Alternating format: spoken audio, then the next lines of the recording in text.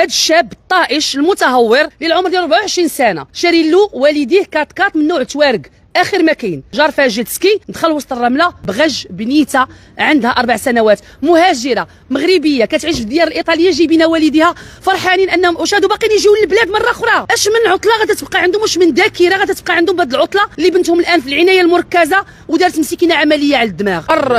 عامر كاين بزاف د الوليدات ياك 3 ونص 4 البحر عامر بالوليدات. اش هو جاي ماكسيليغي، ما عندك ما تعتق.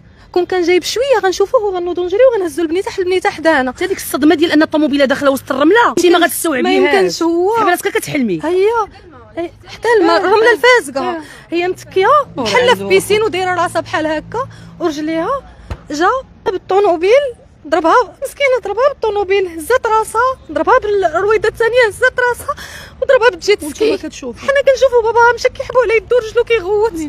واحد التروماتيزم اللي عمرنا ما نقدروا ننساوه في حياتنا. دابا انا اللي بغيت نفهم واش اوتوريزي الطوموبيلات يدخلوا وفين هما السلطات اللي خاصهم يحبسوهم. السؤال واش اوتوريزي؟ راه بيان سور ماشي اوتوريزي، حنا راها رمله. حنا لافي مشينا العودان اللي كنشوفوهم كيسركلوا تما راه ما خاصش يكون داك الشيء، ما كاينينش. حنا لافي مشينا نهار السبت كانوا جوج طوموبيلات كيدريفتيو. ما يمكنش توقع تقول شي واحد درت كسيده تاع الطوموبيل في الرمله الفاسده بحال طاحت عليك الطياره وانت في دارك. انا الطبيب البارح كيقول لي راه جمعنا لها راسها بحال البوزل.